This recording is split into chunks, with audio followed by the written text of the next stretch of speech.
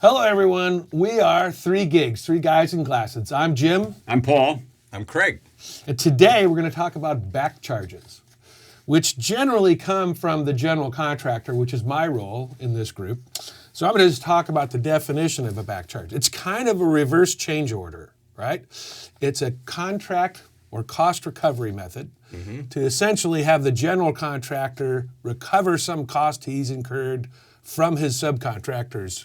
All right. So, it can also be from an owner to a general. Yep, good Any point. deductive change. Yeah. Deductive change Yeah. order. That'd be good. Yeah. So really, this is something that is used to, if I spent money to, let's just say, to do something and I need to get it back from my subcontractor, I back charge him. So, Craig. Or you're perceiving that you Okay, there's some humor there. Tell me a good story, Paul. I'm sure you have. Well, one I mean, too. sometimes I call these wild assumption deductions because, for example, I'm a sub, right? Have you gotten a few? Well, I'm the recipient most often. Yeah. So there's that. Yeah, you are. And I really can't speak, I'm going to say authoritatively on this because, first of all, I can't remember a deductive change order or back charge that I didn't contest, number one. At first, and then maybe I would succumb eventually. But, for example, different types of these things. I remember always getting a back charge for trash removal from one contractor, whether we contributed to their trash dumpsters or not. Now, that's okay as long as I'm on the site, but remember, I'm the underground guy. I'm there for the first couple of months of the project, and then I'm off. And then I'm suddenly getting this monthly deductive change order or back charge because I'm one of the subcontractors. So yeah, I would get that, and I understand. Another one would be that rascal. Friday. I know Friday. But a clean job is an efficient job. Yeah. Oh, I think that was Especially if you can get somebody else to clean it up. Yeah. That was in the preamble of the of the back charge. That's right. Right, as if he was so original, right? Yeah. And then we have a Friday. We have a Friday cleanup effort party. Yeah, exactly right. And so from 2 o'clock to closing, if you don't have someone on site to contribute, you will be back charged. So that was the notice, right? But that is typically in the contract. So if we're living by our contract, and on Fridays, your contract says that you will provide one man 8 hours to do cleanup, and you didn't, and I had to do that work to keep the job running efficiently because a clean job is an efficient job, then I believe I'm entitled to say, here's your fair share of the cost for keeping the job flowing smoothly. And by definition, you are absolutely correct, Jim. Yeah. So that'd be a good, simple example of a back charge. Right. What about one that, might be a little bit more complex? I've had, from an owner's perspective, I've had a contractor who was tied to their subcontractor, and they were not able to get something done in what everybody kind of believed was in a timely fashion. And there were reasons why. Well, the manufacturer, this or that. And I was able to get it done. I found another contractor who could do just that portion of work. And I said, before I pulled the pin, I said, you guys, I understand, Jim, I understand you're not able to get it done because Paul's not able to get it done, and you guys are contractually tied to each other, but I can bring in somebody else who can take care of that, which isn't a bad thing. Paul can keep doing what he's doing. He can keep doing the contract work. We have this person do this. I'm just not paying for it. And this is you acting as a construction manager, as an agent. /owner. Yeah. Right. But I'm not going to pay for it. I mean, at the end of the day, we've run into a problem. It can be done by you, but we all need it done faster. So I suggest I bring in somebody. It's going to cost this much money. I'm going to give the bill to you guys. Otherwise, I give you a 24-hour notice and say, I don't care what problems you're having. if you don't do this by this time frame, then yeah. I'm going to make a claim against you, and then we're going to hire lawyers. So which way do we want to go? Yeah. I got one more good kind of simple one too. In apartments, we go and we finish out an apartment unit, and the walls are clean, they're painted perfectly, and then we needed a couple different trades to go in there and do some work. And then suddenly I go back in there and the walls are dinged up and the paint's scratched, and so I have to get the painter and the drywall guy to go back in there and patch and paint and I have to figure out And who do you who's going to back pay charge? for that. Right. And so I back charged the 3 or 4 trades who all went in there, and every one of them says, "That wasn't me. I didn't do that." Right. Right. And so how do I resolve that? Right. Except for Through a back back charge, charge, and just saying, "Hey, look, you're all going to pay an equal share." Right. And then maybe even a more kind of down in the ground basic dynamic would be I'm a subcontractor. I have a 3rd-tier sub. He comes on understaffed.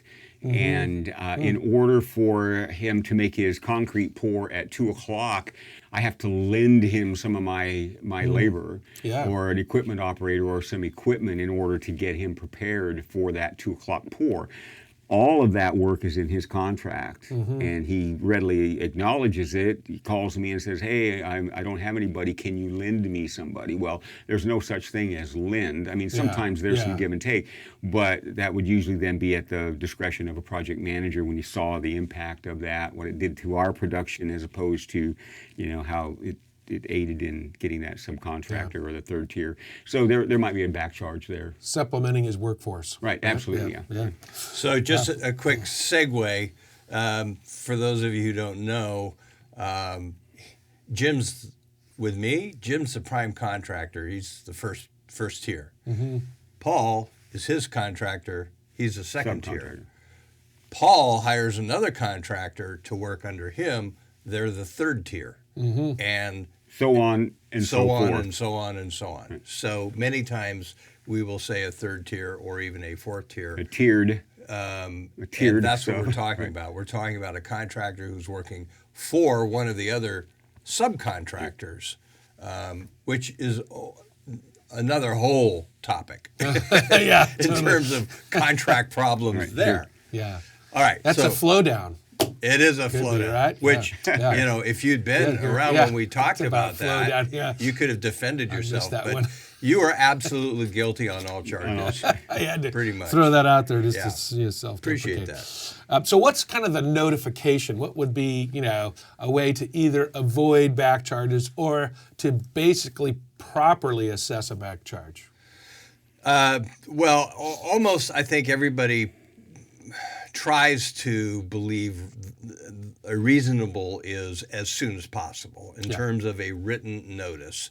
And ideally, the written notice is so ahead of the problem that it isn't a problem, but it's going to be a problem. So it's a early notice that says, you aren't doing this thing, you need to do this thing, otherwise I'm going to do it and I'm going to charge you. Right.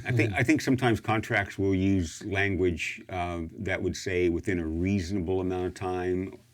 Sometimes they will say when it is practical or within a practicable time frame. And then others will actually have time frames associated with it. So, within 24 hours after having, become aware of it or whatever. Yeah. I mean, the classic cleanup one, typically we would say, in 48 hours, if you don't provide cleanup of these areas, we're going to take care of it, and we will back charge exactly you. Right. So that then usually brings up some attention. Yeah, and you mentioned earlier that would have been written into my contract, and you're absolutely right. It would have, except for we would have scratched that out, redlined it, and said we'll do that only during the weeks that we are actually on site, right? That's and good. If there's a price adjustment, we would have negotiated that up front. So then my problem with this perpetual back charge would be that, I'm not on site, so I would challenge that and say we're not on site, we shouldn't get the back charge, and then we sometimes would get the back charge. Yep. Yeah.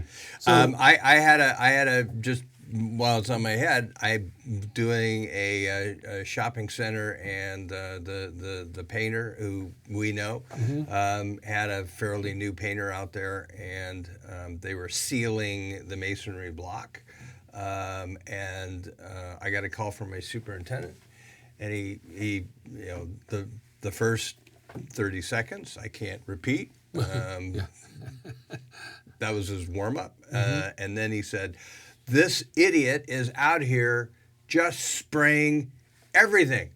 He's spraying everything. He's spraying the doors, the hardware, the windows, everything. He doesn't know what he's doing. So I called the painter and I said, somebody's got to clean that up. And he said, I don't have the people, I don't have this. And I said, well, I don't want to back charge you. Yeah.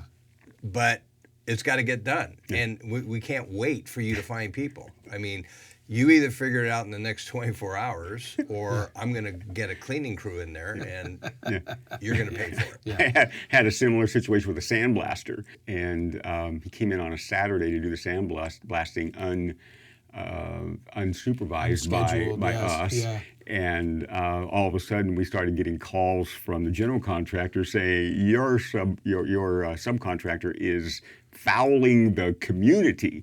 And sure enough, we spent the next week sending guys to front porches of all these little cute cottages, little craftsman cottages down there, cleaning off porches, sills on windows, cleaning windows, hiring janitorial services. And that would have been a back charge if you hadn't done it. Well, and even then, I think we probably ended up with a back charge just because they had to scramble. And then did you back charge the sandblaster? Oh, yeah. You? I know, I'm a dog too. Yeah. So how did you? Human being. No, but of course, sometimes it's justified. Yeah. So when you gave that guy a back charge, what was in that back charge? Was there some paperwork, or did you have receipts, or how do you calculate a back charge? Exactly right. In the same way that you would calculate a change order, you're going to just document everything that you did, who did it, how much it cost. You have the backup to support it, and initially you just send the one pager that says, hey, here's how much it cost us, and you break it down, maybe the labor, equipment, materials, and so on, subcontracts, just like we would on a change order. And then if it gets challenged, we would probably go ahead and share those receipts and I'd like to pick up on that point. Yeah. Only if it gets challenged, because they're rarely challenged, right? Yeah, right. Well, yeah. So when it gets challenged, they are always so negotiable. when it gets challenged, then we'll sit down and we'll have that negotiation, quote unquote, right? Or back and forth, however you choose to do it. Yeah. Most often it was back in my day, it was a letter war for a while, and then there was finally some kind of sit down, red-faced, pound the table, sit down, and then eventually there was. But you had the money. Right, so you have my money, and you're going to make that back charge stand. It's not like I had to write a check. I just didn't get my money, because as far as you're concerned, it was your money until you paid it to me. Right. I always find it kind of amazing how the attitude changes. When there's a change order coming from the sub to the general, there's total entitlement. Now wait a minute, is that part of this discussion too? But when there's a back charge going the other way, there's no entitlement. Right. Yeah. What are you talking about? Yeah. So you just owe me money. That's what you said. All of the subs in the world. I'd like to say it's a two-way street, but it's really more like a roundabout. Yeah, it is. Right. But the big point is that this is not. A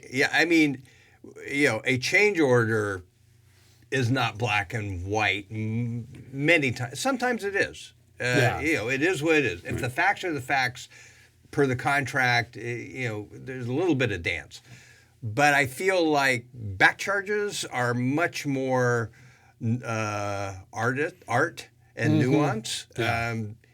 In terms ambiguous, of getting settlement. Yeah, ambiguous. I mean, it could have been yours. It could have been his. It could have been mine. That's that was a great example in terms of the unit. I've got that problem. You walk in and it's all beat up, and it's like, okay, who did it? And there are contractors who they try to know that for that very reason. They'll lock the door. They lock nobody all doors, goes in. Written access. Right. And at least you're able to say, look, You are the three people who went into that unit. You each signed for the key. Yeah. I mean, I've had a contractor who had a process that said there will not be, during that punch process, there will not be more than one contractor in the unit.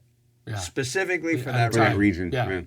Yeah. Because I don't want this to be a who did what and how. I don't know if I've mentioned this before. Sometimes these back charges come at the tail end of the project during the punch list process for the same reason that you just talked about. Somebody will go in, they'll clean it, they'll get it perfect, and then somebody else damages it, and all of a sudden there's a back charge or another punch list, which in essence is a back charge, right? If I'm being forced to do the work twice, I mean, it's not exactly, but kind of like that. No, I think it is kind of a Right. back And charge. then if I refuse to do it, there's certainly going to be a back charge because you're going to have somebody else come in and do it, and then you're Right. going to back charge me. I don't know if I told this story or not on one of these recordings, but it's a great story. A good business associate of mine was on a project many years ago, decades ago now, but it's kind of a model because they got to the end of the project. It was a huge library remodel and kind of rebuild, bringing all the new technology of conveyance into the library system. And they got to the end of the project, and the one thing that they had left out of the project budget was to restock the bookshelves in the library. So they took all the books out, stored them during construction, and now they had to bring them back in. And that wasn't in the contract at all. So I don't know, either someone from the city or a construction manager decided that they would go out on the street and do something good for mankind. They hired a bunch of people that needed jobs, otherwise known as homeless people, brought them in at night and started having them restock the shelves. It didn't take long for those folks to realize that these were wheeled dollies that they were pushing these books on, and how fun it was on these brand new marble floors to just cruise along. And they were putting big gashes. They would put people on there and just like going on. They had cameras eventually that would show this. But each day, the drywall contractor would come in, and there would be thousands of dollars worth of damage. Yeah. And the owner was just saying, this is your work, right? You still need to get it done. Or the general contractor was saying, it's your work, you need to get it done. And so that became a really big deal. Eventually, it was hundreds of thousands of dollars. Yeah. I Wow. bet. Yeah. Yeah.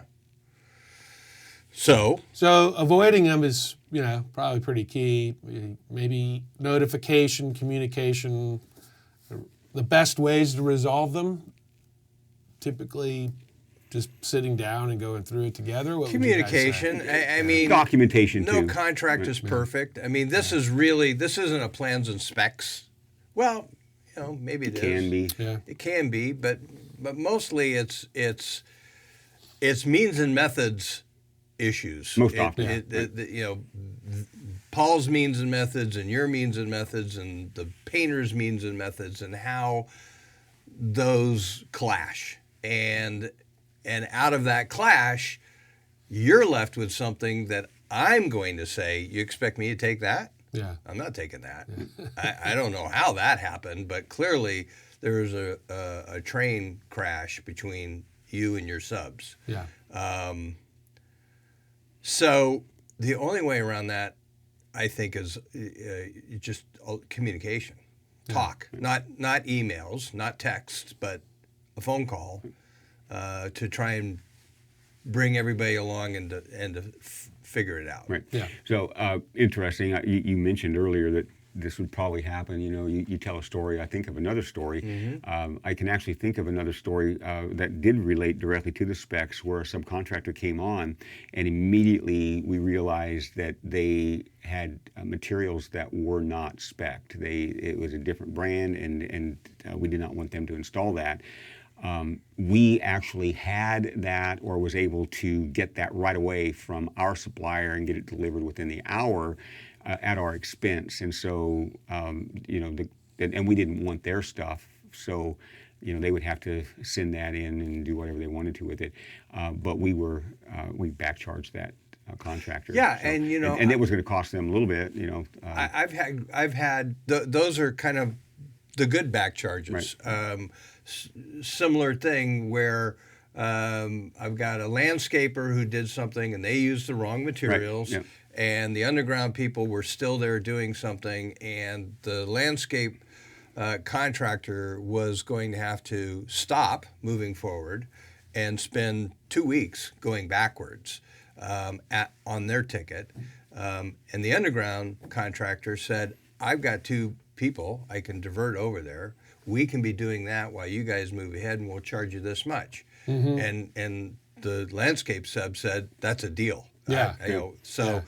Contractor, have them do it and back charge me. And we're good. Was that me? Was that was I the one? No. That reminds me of another story. It was not you. Yours was a landscaper. No, I mean, I have a very, think the landscapers and underground people. I have a similar where there was a very, very clear statement in the specs and in the plans that said something about if topsoil had been placed in the planters, that it was everyone's responsibility to protect that in place. Well, I didn't even know about that as the foreman. I just went in and we were to be installing fire hydrants, and I dug through the freshly, created planter topsoil, area, and I removed all the topsoil and mixed it in with all the non-topsoil. The next thing I know, the superintendent for the general contractor is out there screaming down my throat, and we had the choice. I mean, right immediately we got noticed. We were either going to have to fix that, or we were going to pay to have the landscaper come back in and redo that. So. And that would, by spec, it would have been a reasonable back charge. Of course, I argued that I didn't know, and then, of course, that means that somebody in my office should have known. They argued about it, but I don't even know that they should have in that case. So. Yeah. A lot of times, as a general, we would say, okay, well, somebody forgot the condensate lines. The plumber didn't have them, and the mechanical guy is supposed to have them. And so we said, well, look, we'll contact him. He'll put them in for you. We'll back charge you his. Yeah. And then those 2 guys, they go out there and they talk in the field and they do a little horse trading and they say, "Oh, no worry, we got it covered." Right. They meet on Saturday, play pickleball, and whoever wins. We don't need the general contractor to put his time and overhead on this charge too. Yeah. So. And that's usually the best way to you talked about what the best way to avoid them is. If the contractor subs are actually paying attention to those notices to correct, then they can get out there and figure out ways to get it done without getting the back charge. It's going to cost them. That's the bottom line, and they need to understand. Most times, if it's coming from somebody that says you have to do this, or we're going to do it and back charge you, we're going to have to pay anyway. So we might as well get out there and figure out a way to get it done. Yeah. So I think that kind of the key summaries are: 1 is notification in advance that we're going to do this. Right. 2 is putting together a pretty detailed backup to when you do it. Right. And then 3 is making sure that you execute that and that you provide some kind of formal, documentation of the process. Right. And I would say add to that, if I may, that subcontractors take these things seriously. Yeah. And be more proactive in terms of trying to mitigate it. Right. Yeah. Right. Yeah. Like I said, they always feel entitled to an add to their contract, but when you start reducing it and back charging deductive change orders, they get a little testy. Yeah. So I guess you started it. He gets the final word, right? Yeah. Thank you very much, Jim. All right. Fine. Okay. The So that's GC all we wins. have on back charges. Thanks. Don't forget to subscribe, and we'll see you next time. Bye-bye.